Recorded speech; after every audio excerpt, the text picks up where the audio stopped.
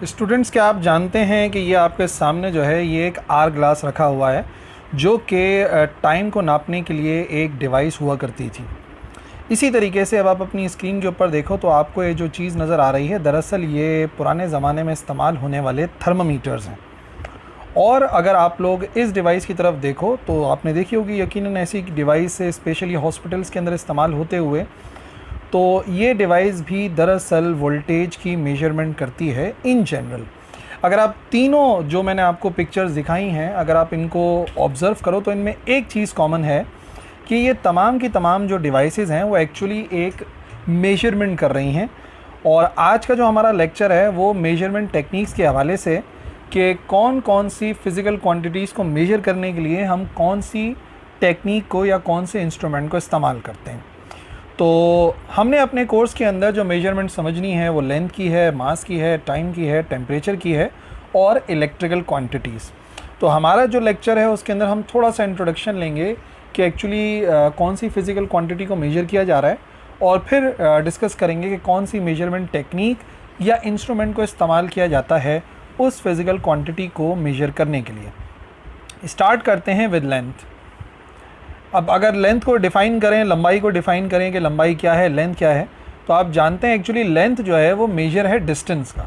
फासले को नापने के लिए हम कहते हैं कि लंबाई, एक्चुअली वह ख़ास किस्म का फासला ही होता है। एक पॉइंट से दूसरे पॉइंट तक का फासला जो है वो लंबाई कहलाती है। इंटरनेशनल सिस्टम ऑफ क्वांटिटीज़ के अंदर जो लेंथ है वो एक क्वांटिटी है जिसका डायमेंशन डिस्टेंस है, यानी कि एल है। ठीक है ना, लेंथ और डिस्टेंस एक ही बात है। अच्छा, मोस्ट सिस्टम जो है मेजरमेंट के, उसमें बेस यूनिट जो हम इस्तेमाल करते हैं वो एक्चुअली मीटर होता है। मीटर को यूज़ किया जाता है base unit international system of units में।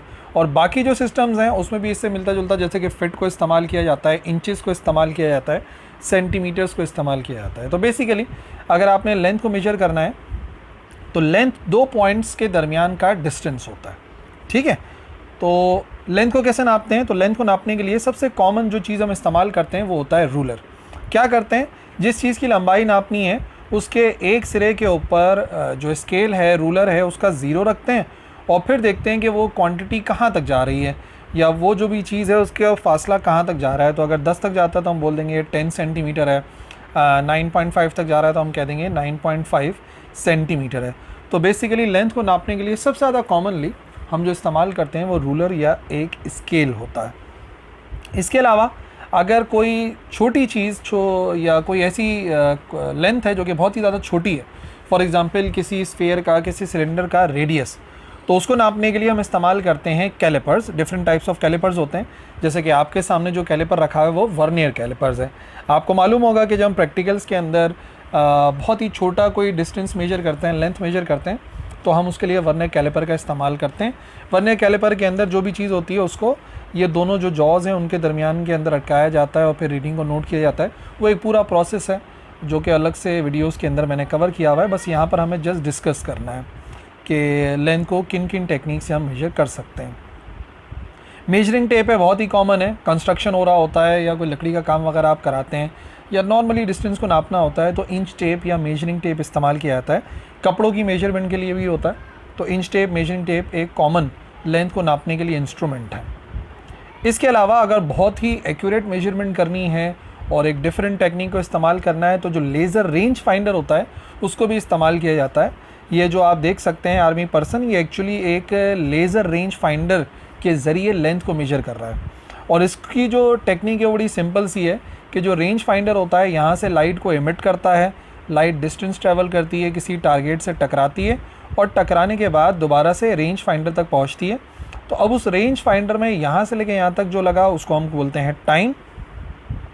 यहाँ से लेके यहाँ तक का जो डिस्टेंस है वो एक्चुअली डी है जिसको हम मेजर करना चाह रहे हैं। और क्योंकि 2 मरतबा डिस्टेंस कवर हो रहा है, इधर से इधर भी जा रही है, तो टाइम इधर जाने का भी है, टाइम इधर आने का भी है। तो नॉर्मली जो डिस्टेंस का फार्मूला हम इस्तेमाल करते हैं VT, यानी कि स्पीड मल्टीप्लाई बाय टाइम। तो आपको पता है लाइट की बात हो रही है तो लाइट की स्पीड को C से ज़ाहिर करते हैं।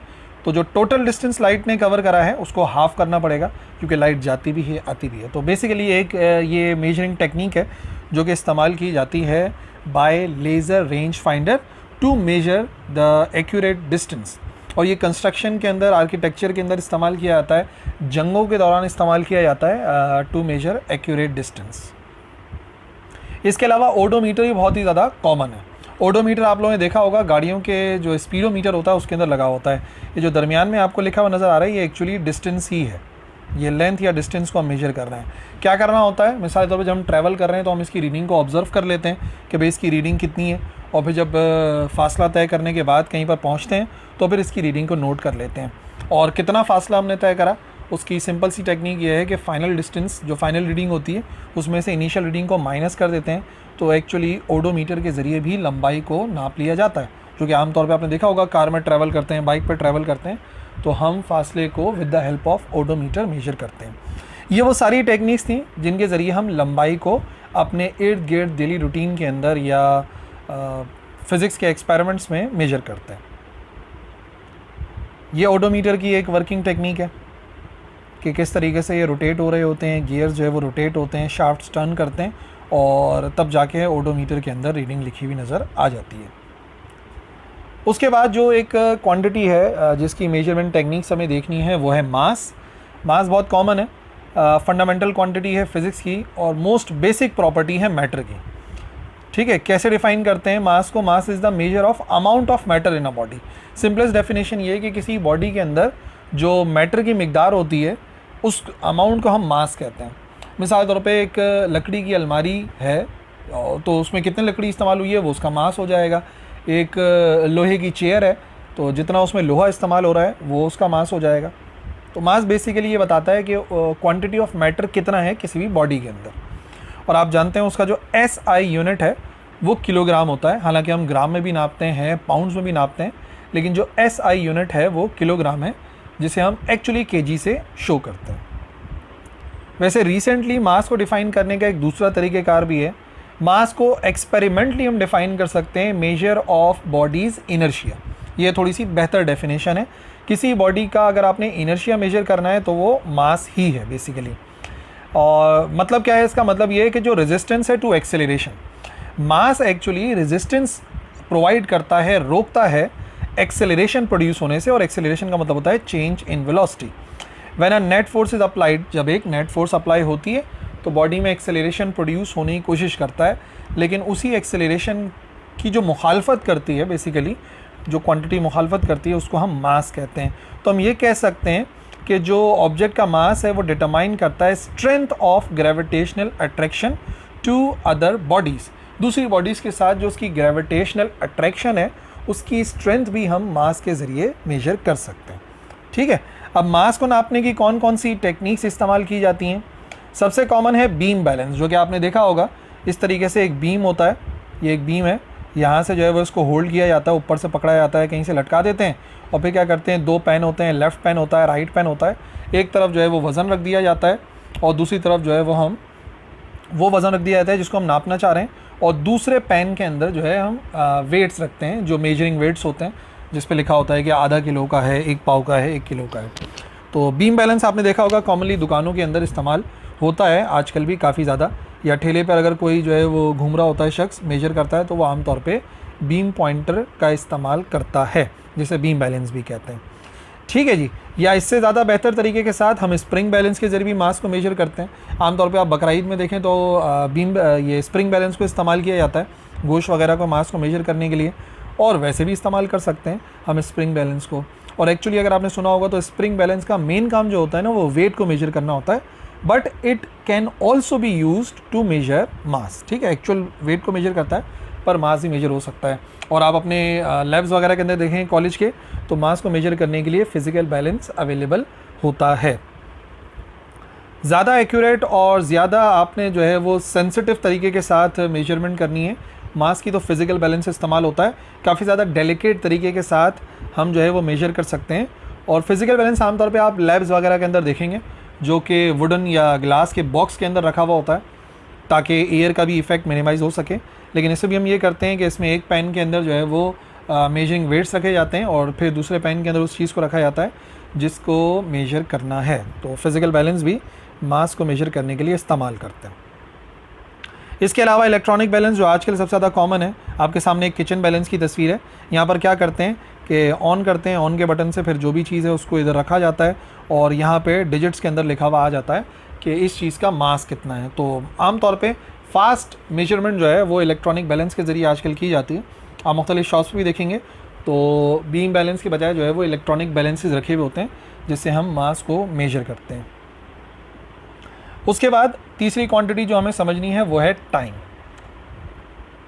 The measure of change in physical quantity or magnitude use to quantify the duration of events. दो कोई से इवेंट्स के दरमियान का जो ड्यूरेशन होता है उसको टाइम कहते हैं। और टाइम का कैसे पता लगता है? टाइम में एक्चुअली हम लोग मेजर करते हैं किसी फिजिकल क्वांटिटी के अंदर आने वाला चेंज। ठीक है, थोड़ी सी बात है समझने वाली कि आपको कैसे पता कि वक्त गुजर गया। आप यकीनन कोई ना कोई फिजिकल क्वांटिटी ऑब्जर्व कर रहे होते हो तो फिर आपको पता लगता है कि हाँ टाइम गुजरा है। मिसाल के तौर पे आप पंखे को गोल घूमता हुआ देखते हो तो आपको समझ में आ रहा है कि पंखा घूम रहा है तो वक्त गुजर रहा है, या घड़ी की सुई आगे बढ़ रही है, या डिजिट्स आगे बढ़ रहे हैं, या किसी चीज़ के जो डिस्टेंस है वो चेंज हो रहा है। तो एक्चुअली टाइम बड़ा एक वेरिड सा कॉन्सेप्ट है जहाँ पर टाइम को समझने के लिए हम क्या करते हैं, किसी फिजिकल क्वांटिटी के मैग्नीट्यूड में या फिजिकल क्वांटिटी के अंदर जो चेंज होता है उसको दो इवेंट से देखते हैं, इनिशियल या फाइनल। तो दो इवेंट्स के दरमियान का जो ड्यूरेशन होता है एक्चुअली उसे वक्त कहते हैं या टाइम कहते हैं। टाइम का मतलब जो वक्त है वो दो पॉइंट्स के दरमियान का ड्यूरेशन है, दौरानिया है। टाइम को हम ऐसे भी डिफाइन कर सकते हैं कि ये एक डायमेंशन है जो कि बेस करती है evolution of any system takes place, कि कोई भी सिस्टम है उसमें कैसे कैसे ग्रेजुअल चेंज आ रहा है। वही बात जो मैंने आपको समझाने की कोशिश करी कि किसी भी आप फिजिकल फिनोमेना को देख रहे होते हैं और उसके अंदर वेरिएशन आ रही होती है, चेंज आ रहा आता है और इवॉल्व हो रहा होता है वो सिस्टम, तो फिर आप कहते हैं हाँ भाई टाइम गुजर रहा है। टाइम का हम लोग ऐसे ही अंदाज़ा लगाते हैं और उसको मेजर करते हैं सेकंड्स में, उसको मेजर करते हैं मिनट्स में, आवर्स में, डेज़ में, वीक्स में, मंथ्स में और ईयर्स के अंदर। सबसे पहले मैकेनिकल क्लॉक इस्तेमाल की जाती हैं टाइम को मेजर करने के लिए। मैकेनिकल क्लॉक कई किस्म की हो सकती हैं। मिसाल के तौर पे ग्रैंडफादर क्लॉक हो सकती है इस किस्म की, पुराने ज़माने की ग्रैंडफादर क्लॉक कहलाती है, जहाँ पे नीचे एक पेंडुलम लटक रहा होता है और ऊपर छोटी सी घड़ी होती है। आजकल तो एंटीक्स में इस्तेमाल करते हैं। या कुकू क्लॉक होती है। कुकू क्लॉक के अंदर जो है वो एक टाइम के बाद, हर एक घंटे के बाद एक चिड़िया सी बाहर आती है, यहाँ से एक जगह होती है। हो सकता है किसी घर में भी एंटीक्स वगैरह के अंदर हो कि जैसे ही घंटा गुजरता है यहाँ से एक चिड़िया बाहर आती है। ओरिजिनल नहीं होती, जाहिर सी बात है, ऐसी ही होती है आर्टिफिशियल सी, और वो आके जो है वो कुछ साउंड प्रोड्यूस होता है, तो कुकू क्लॉक कहलाती है। या फिर जो रिस्ट वॉच हम लोग इस्तेमाल करते हैं मैकेनिकल सुई वाली, वो सारी की सारी मैकेनिकल क्लॉक्स हैं। और अगर एक्यूरेट मेजरमेंट करनी है टाइम की तो एटॉमिक क्लॉक्स हैं। एटॉमिक क्लॉक्स जो कि सीजियम एटम की वाइब्रेशन के ज़रिए एक्यूरेटली टाइम को मेजर करती हैं। मिली सेकेंड्स के अंदर, माइक्रो सेकेंड्स के अंदर, नैनो सेकेंड्स के अंदर वो एटॉमिक क्लॉक कहलाती हैं। अब जाहिर सी बात है एटॉमिक क्लॉक्स हम घरों के अंदर नहीं रखते, वो बाकायदा एक सिस्टम है जो कि लैब्स के अंदर रखा होता है, और वो भी हाईली एडवांस लैब्स होती हैं जहाँ पे एटॉमिक क्लॉक्स मौजूद होती हैं जो कि टाइम को मिली सेकेंड में, माइक्रो सेकेंड में, नैनो सेकेंड में बहुत ही अच्छे तरीके के साथ मेजर कर सकती हैं। ठीक है, तो ये एटॉमिक क्लॉक्स हैं। जनरली हम लोग मैकेनिकल इस्तेमाल करते हैं, पर एक्सपेरिमेंट्स में जो हाई एक्सपेरिमेंट्स होते हैं, हाई प्रिसीशन वाले, उनमें हम लोग एटॉमिक क्लॉक को इस्तेमाल करते हैं। फिर एक और टेक्निक है टाइम को मेजर करने की, वो एक्चुअली टिकर टाइमर है। इसमें हम लोग डिस्टेंस को नाप सकते हैं, एक्सेलरेशन को नाप सकते हैं, टाइम को नाप सकते हैं। टिकर टाइमर क्या होता है? बेसिकली एक कॉइल होता है और इस कॉइल के अंदर एक स्ट्रिप होती है और यहाँ पर एक मैग्नेट लगा हुआ है। जैसे ही हम पावर इनपुट देते हैं, इलेक्ट्रिसिटी देते हैं, तो यहाँ पर एक इलेक्ट्रोमैग्नेट बनता है और वो इलेक्ट्रोमैग्नेट इस स्ट्रिप को वाइब्रेट कराता है। ठीक है, ये स्ट्रिप वाइब्रेट होती है। स्ट्रिप के बिल्कुल यहाँ पर, ये जो पॉइंट जहाँ पर मैं इशारा कर रहा हूँ, यहाँ पर एक पॉइंटर लगा होता है। जैसे ये पॉइंटर जाके कार्बन पेपर की डिस्क से टकराता है, कार्बन पेपर लगा हुआ है, तो उस कार्बन पेपर से इस टिकर टाइमर के ऊपर ये एक निशान आ जाता है, एक डॉट आ जाता है, और इन्हीं डॉट्स के लंबाई के दरमियान में जो फ़र्क है उससे एक्सेलरेशन या टाइम को मेजर किया जाता है। ठीक है ना। बेसिकली ये वाइब्रेटर है। जब ये वाइब्रेट करता है तो वाइब्रेटिंग बार वाइब्रेट करता है। यहाँ पर एक पॉइंटर सा लगा होता है, पॉइंटर कह लो या एक नुकीली चीज़ कह लो, जो कार्बन पेपर पर टकराती है और कार्बन पेपर जाके इस टिकर टेप से टकराता है, वाइट कलर का जो टेप है, और टिकर टेप के ऊपर डॉट्स बन जाते हैं। तो इस तरीके से हम टाइम को मेजर कर लेते हैं। जैसे मिसाल के तौर पे अब अगर आप देखो तो यहाँ पर जो है ना वो एक कार्ट है छोटी सी, जिसको हमने क्या किया हुआ है, जिसको हमने ज्वाइन करा हुआ है एक टिकर टेप के साथ। और वो टिकट जो है ना पॉइंटर आप देखो बार बार जाके पेपर के ऊपर निशान लगा रहा है। और इस कार्ड को अगर मैं छोड़ूंगा तो आप देखो कि आपको एक स्लोप नज़र आ रहा है, तो ये कार्ड नीचे की तरफ जाएगी। जब कार्ड नीचे जाएगी तो कार्ड को हमने टिकर टेप से ज्वाइन करा हुआ है, तो टिकर टेप जो है वो आगे बढ़ेगा और हम इसकी जो है वो स्लोप को बढ़ा सकते हैं, कम कर सकते हैं।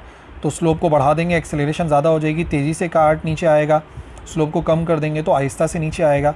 लेकिन जैसे ही हम इस कार्ड को रिलीज़ करेंगे तो ड्यू टू ग्रेविटी ये नीचे आएगा। अभी आप देखो जो पॉइंटर है वो 0 पर टकरा रहा है, 0 मीटर के ऊपर। लेकिन रिलीज़ करने के बाद कार्ड नीचे आएगी, पेपर नीचे आएगा और ये निशानात इस टेप के ऊपर लग रहे हैं। और अगर आप गौर से देखो तो पहले उनके दरमियान का फ़ासला कम है, बाद में उनके दरमियान का फ़ासला ज़्यादा हो जाता है।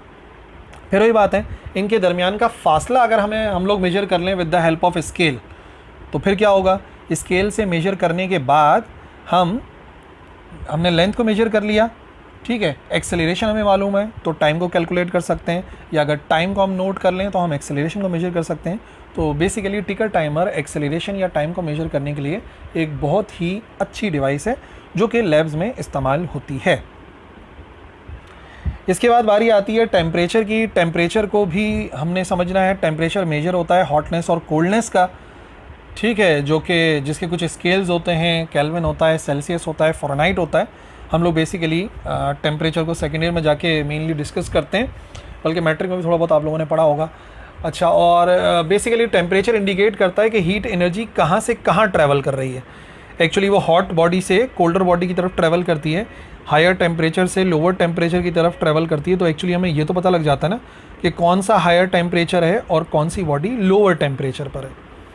तो in simple words temperature measure होता है हॉटनेस और कोल्डनेस का।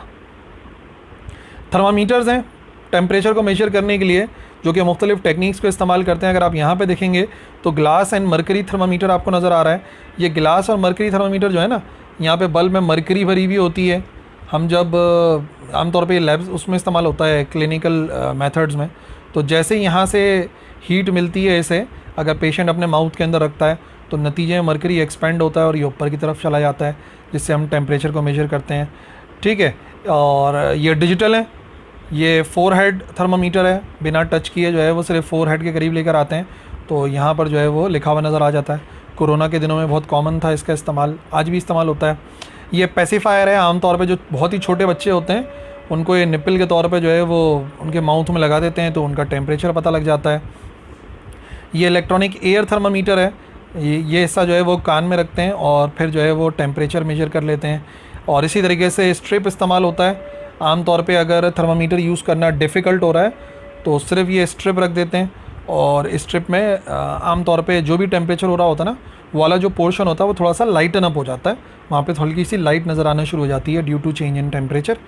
तो ये सारे के सारे थर्मामीटर हैं, अलग अलग काइंड के थर्मामीटर होते हैं जिनको हम अपने इर्द गिर्द यूज़ कर रहे हैं मुख्तलिफ सिस्टम्स के अंदर। बाकी एक और डिवाइस भी होती है टेम्परेचर को मेजर करने के लिए, जिसे कहते हैं थर्मोकपल। थर्मोकपल में क्या होता है, एक वोल्ट मीटर लगा होता है जो कि एक्चुअली वोल्टेज के ज़रिए टेम्परेचर को मेजर करता है, और 2 तार लगे हुए होते हैं, इससे कनेक्टेड होते हैं। कोल्ड जंक्शन है और जहाँ की हीट मेजर करनी है वो ये वाला होता है, दोनों को जो है वो उधर ही रख देते हैं हॉट जंक्शन पे। फिर क्या होता है, करंट ट्रैवल करता है, करंट प्रोड्यूस होता है, और उस करंट के प्रोड्यूस होने की वजह से यहाँ पर वोल्टेज कैलकुलेट होते हैं और उसी वोल्टेज को कन्वर्ट करके थर्मोकपल हमें बताता है कि टेम्परेचर कितना है। तो इस तरीके से ये एक थर्मोकपल है, ये आप देख सकते हैं जो वायर है ना, इसी के ज़रिए यहाँ पर टेम्परेचर लिखा हुआ आ जाएगा कि भाई अभी उस जगह का टेम्परेचर जो है वो 19 डिग्री सेल्सियस है, ठीक है ना, सेल्सियस के अंदर टेम्परेचर बता रहा है थर्मोकपल।